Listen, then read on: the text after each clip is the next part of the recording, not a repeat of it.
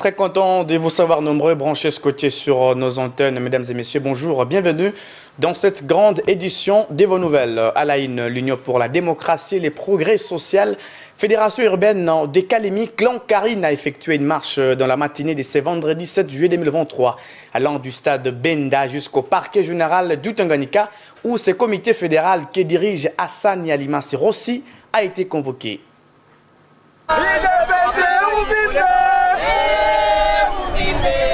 Le comité fédéral entier de l'Union pour la démocratie et le progrès social, UDPS, Fédération urbaine de Kalemi, Clan Karine, a organisé une marche avec le militant de ce parti au pouvoir, allant du stade Benda jusqu'au parquet général du Tanganyika, où tous les comités fédéraux de l'UDPS, je cite notamment M. Hassani Alimasi Rossi et Karine Kapata Muteta, ont reçu un mandat de comparution pour une cause qui leur serait communiquée déjà sur place.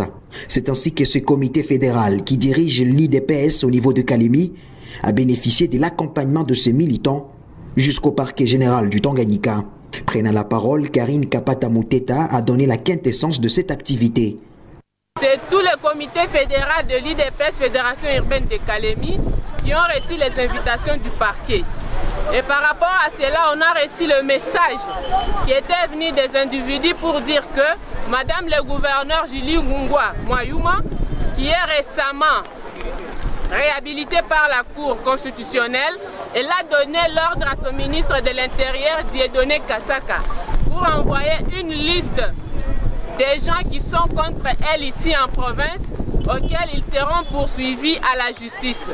C'est-à-dire que nous, militants de l'IDPS, nous déplorons ces systèmes de travail. On prenait l'état des droits dans notre province. En aucun jour, quand on était opposant, on a été invité au parquet. Mais aujourd'hui, avec notre propre fille, Julie Ngungwa Mayuma, qu'on a fait adhérer au parti, à peine d'être réhabilitée, elle vient de nous envoyer les invitations et les convocations du parquet. Nous informons notre hiérarchie du parti, le SG Augustin Kabouya, le ministre de l'Intérieur, le VPM Peter Kazadi, l'homme de droit. Nous lui demandons de voir pour le Tanganyika, parce que ça c'est piétiner le pouvoir de Félix Antoine Tshisekedi dans la province. Hassani Alimasi Rossi, président fédéral ad intérim de l'UDPS, Fédération urbaine de Kalemi, a à son tour déploré le comportement de la gouverneure de province qui, selon lui, n'honore pas la vision du chef de l'État en province. Le secrétaire général, Augustin Kabouya, s'est battu pour que le parti existe dans la province, mais une année après son élection à la tête de la province, Madame Julie a totalement effacé le parti en province. Donc elle a divisé les partis. Donc nous sommes là, elle nous a promis qu'elle va nous déstabiliser. Voilà, maintenant, nous sommes déstabilisés. Toutes les autorités du parti en province, nous sommes déstabilisés. En commençant par moi et les autres, nous sommes vraiment... Aujourd'hui, nous irons à la justice. C'est Madame Julie qui a instruit la justice pour que nous soyons interpellés. Nous demandons à son Excellence, Monsieur le Président de la République, Julie Ngungwa n'est pas de l'UDPS. Prière nous aider que Madame Julie ne puisse pas fouler ses pieds ici en province. C'est sous une ambiance de cris et de chants que cette marche est allée chuter au parquet général du Tanganyika, où le comité fédéral de l'UDPS, qui a été convoqué, a été entendu.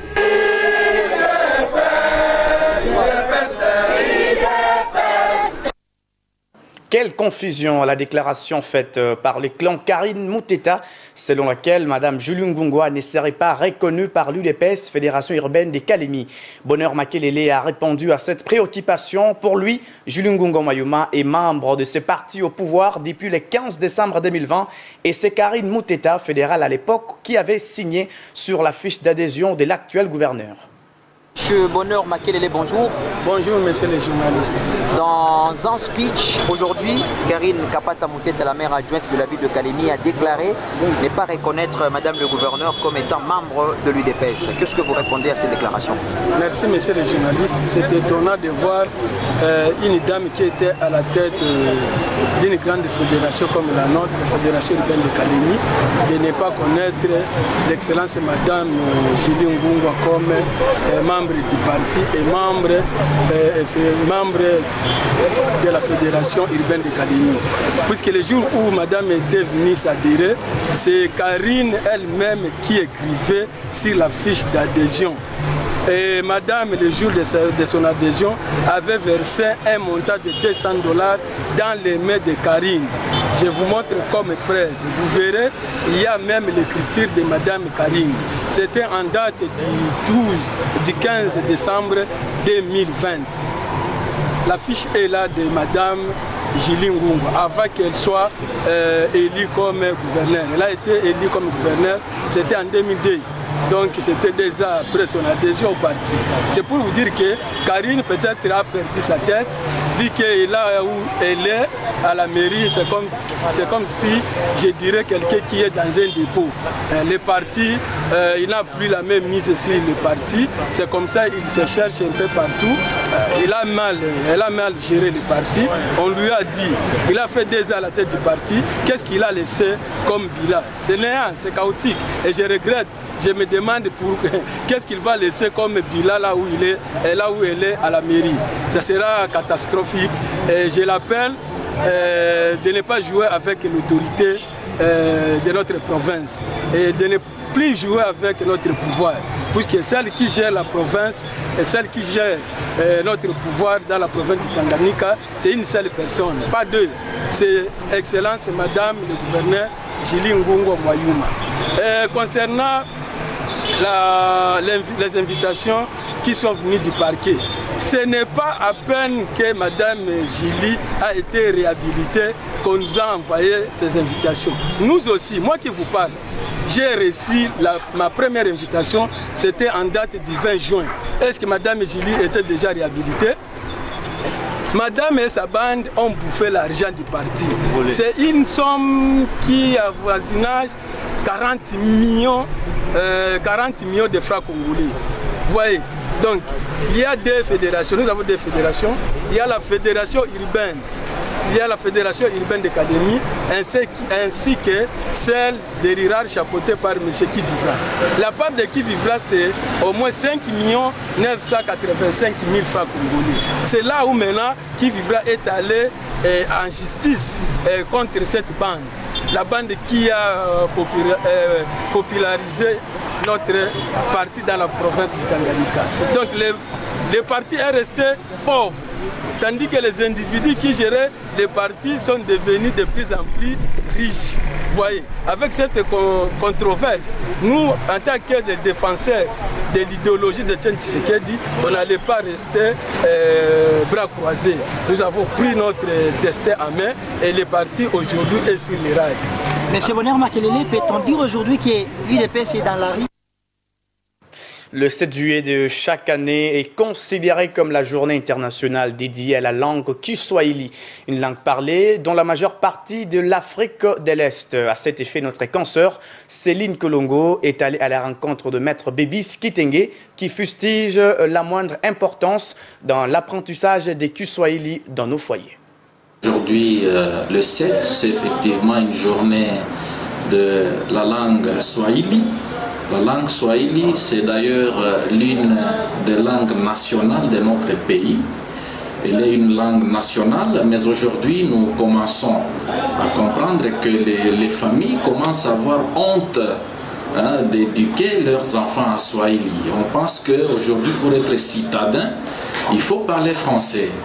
Alors que nous avons évolué dans les familles Swahili, nous avons étudié en Swahili, parce qu'aujourd'hui, Swahili, donc pas aujourd'hui, depuis l'ancien temps, le Swahili c'est comme notre langue maternelle. C'est la langue que nous avons apprise dans nos maisons, chez nos parents. Ils nous ont éduqués en Swahili, de la maison jusqu'à l'école primaire. Nous avons étudié en Swahili. S'il fallait compter, il fallait compter en Swahili. Il fallait l'alphabet français en Swahili. Il fallait tout faire en Swahili. Voilà, aujourd'hui le Swahili c'est une langue. C'est une langue, nous apprenons les enfants à parler français. Est-ce qu'ils comprennent français? Est-ce que les enfants comprennent correctement les mots en français? Si seulement nous-mêmes, nous qui sommes parents aujourd'hui, nous avons des difficultés pour comprendre certains mots en français, est-ce que nous pouvons éduquer le français chez les enfants? Est-ce que on ne peut pas éduquer nos enfants en Swahili? Comment il faut respecter les aînés? comment il faut se comporter par rapport aux aînés. Aujourd'hui, vous allez voir un enfant de moins de 2 ans qui dit « toi et son papa ». Toi tu es où, toi tu viens. Non, nous n'avons pas appris cela. Comme conseil à ceux qui négligent la langue swahili, c'est de l'ignorance. Nous pouvons retourner au commencement, nous pouvons inculquer nos enfants l'éducation en langue swahili. Le swahili est trop éducatif. Nous-mêmes, nous sommes les fruits de ce swahili. Nous, comme je vous ai dit, nous avons étudié en swahili.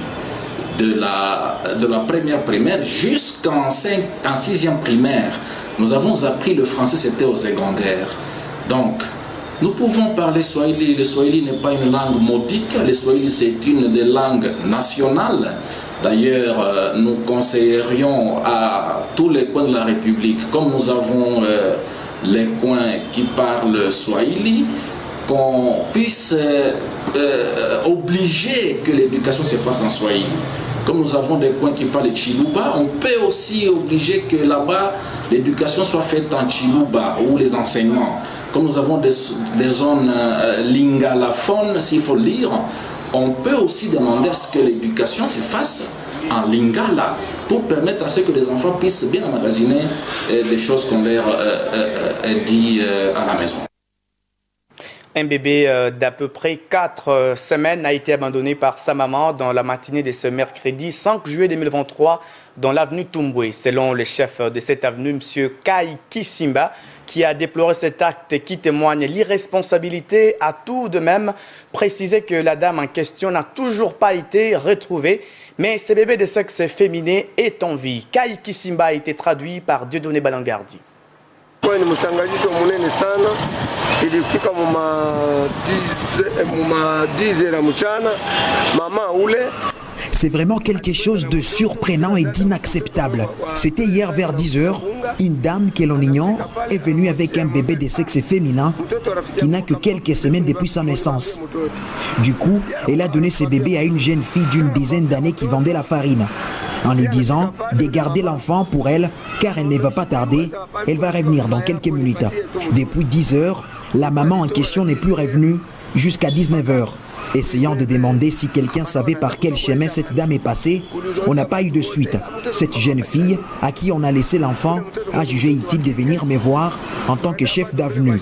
En tant que père de famille également, j'ai vraiment eu beaucoup de peine à supporter ce qui venait de se produire. C'est ainsi que j'ai expliqué à ma voisine, répondant au nom de Marie, qui a allaité cet enfant abandonné par sa mère. Dieu merci, l'enfant est encore en vie et nous l'avons entre nos mains. J'ai déjà informé toutes les autorités compétentes sur ces cas. C'est ainsi que nous venons ici, au ministère des Genres, Familles et Enfants, pour faire parvenir les dossiers à l'autorité. À tous les parents, je leur demande de bien garder les enfants, car ils sont très importants pour notre vie et ils peuvent devenir des gens importants dans les jours à venir. Ils peuvent devenir des ministres, d'autres des colonels et des majors, pour ne citer que cela.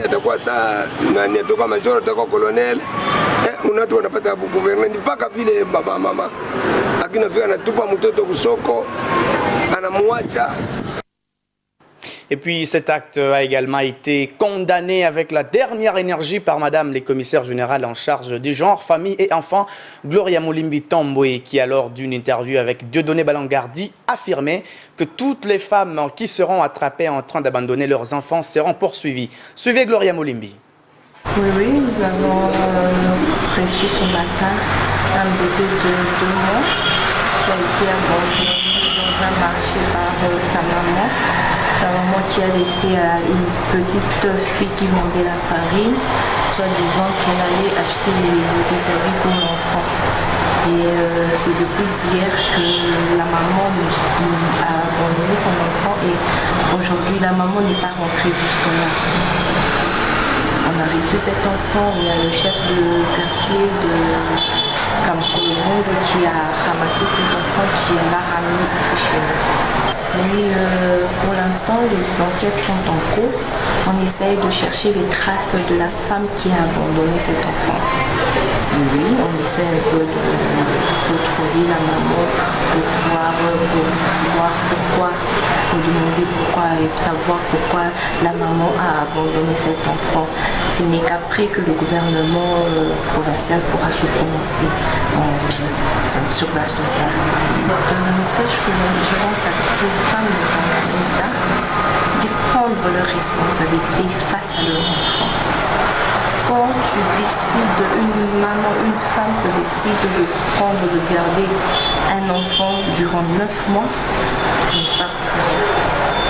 9 mois pour ensuite gérer un enfant? Non. Alors j'appelle à toutes les mamans, je m'appelle à la conscience de toutes les mamans, toutes les femmes de Tanganyika de prendre leurs responsabilités face à leurs enfants. Les enfants, ce sont des dons de Dieu. Les enfants, ce sont des innocents. Les enfants ne demandent pas à ce qu'ils soient conçus et qu'on les accouche. Non, non. Les enfants, ce sont des innocents. Alors, quand une femme prend la décision de tomber enceinte et de garder un bébé pendant 9 mois, et bien qu'elle prenne la responsabilité de garder son bébé.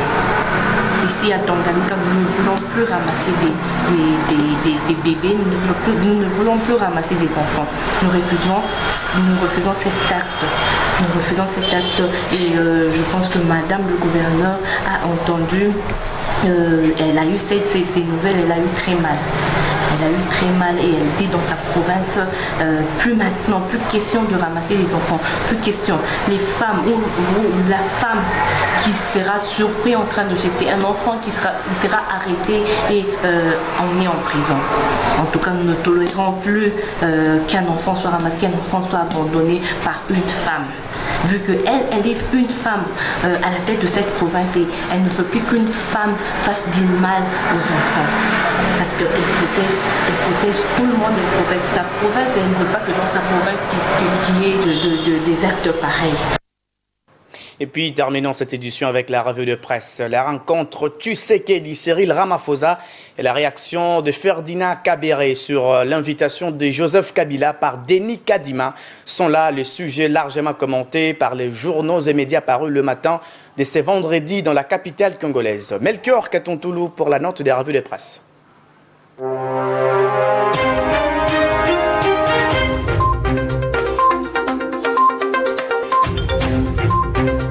Les journaux parus ce vendredi 7 juillet à Kinshasa s'intéressent au point de presse conjoint de Félix Tshisekedi et Cyril Ramaphosa sur les questions sécuritaires et économiques. La correspondance du président de la CENI à Joseph Kabila et la réaction de Ferdinand Kabéré y trouvent également de la place. Mesdames et messieurs, revue de presse. Le journal Africa News ouvre le bal et titre en manchette « Ramaphosa tient aux élections crédibles ». Cet hebdomadaire rapporte que la sécurité et l'économie ont été au centre des échanges entre le président de la République Félix Tshisekedi et son homologue de la République d'Afrique du Sud Cyril Ramaphosa jeudi 6 juillet à Kinshasa. Ce tabloïd fait savoir que les communiqués conjoints ayant sanctionné les travaux de la commission mixte entre ces deux pays a étalé les différents secteurs concernés par cette coopération, notamment la sécurité, l'économie, les finances, la politique et les infrastructures. Dans un point de presse conjoint, indique ce portail, Félix Tshisekedi et Cyril Ramaphosa ont confirmé leur ferme volonté d'approfondir la coopération bilatérale dans tous ces domaines. Interrogé sur d'éventuelles négociations directes avec le Rwanda et le M23, signale ce journal, le président de la RDC a été précis. Il est de notoriété publique que le Rwanda soutient le M23 malgré ses dénégations et les différents rapports documentés d'experts des Nations Unies. Ce pays vit de cette guerre d'agression de la RD Congo pour alimenter son économie. Sur une autre page, Eco nous affirme que l'ex-chef de l'État congolais, Joseph Kabila, a décliné l'invitation de Denis Kadima dans le cadre des concertations pour des élections apaisées. Selon cet hebdomadaire, Le Front commun pour le Congo, FCC, trouve déplacée l'invitation lancée par Denis Kadima, président de la CENI, dans le cadre des discussions initiées avec l'opposition pour des élections apaisées en décembre prochain. Au FCC, explique ce tabloïd, on estime que Denis Kadima s'est trompé de cible en voulant convier à ces consultations le président honoraire Joseph Kabila. Ferdinand Kambere, secrétaire permanent adjoint du PPRD, note que si la CENI veut discuter avec sa famille politique, l'invitation devrait être lancée à Raimo Chibanda. À ce sujet, Congo Nouveau souligne que le FCC se demande à quoi pourrait servir cette rencontre sur des questions dont certaines ne relèvent pas de la compétence de la CENI, surtout que le même FCC ne reconnaît déjà pas Kadima, qu'il conteste pour avoir été désigné par des voies frauduleuses.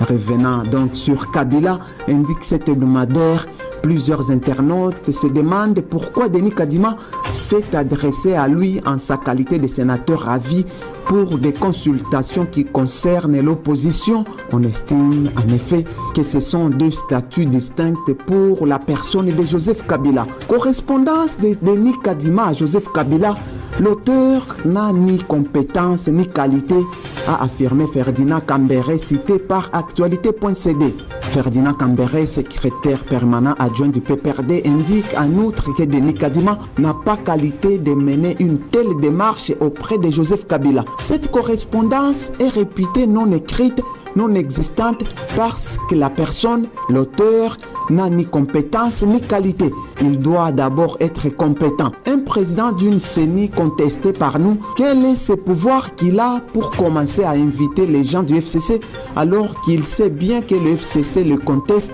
et que le FCC attend que cette CENI soit refaite, soit recomposée. Et il va nous écouter sur quel problème, parce que lui-même constitue déjà le problème. C'est clair, les préalables du FCC ont été rappelés encore dernièrement par l'autorité morale, le Raïs Joseph Kabila Kabange, avec les chefs des partis politiques membres du FCC, et c'était une semaine après avec les présidents des groupes parlementaires et des commissions permanentes du FCC, a-t-il dit à actualité.cd ce jeudi 6 juillet. Mesdames et messieurs, c'est tout pour la revue de presse.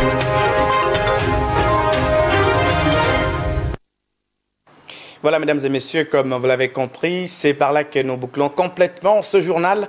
Merci de l'avoir suivi. Merci à la réalisation de Sombles Moutambala et de Julbert Kayumba, sans oublier la supervision vivante de Yav Moshid. Restez connectés, branchés pour la poursuite de vos programmes. À plus.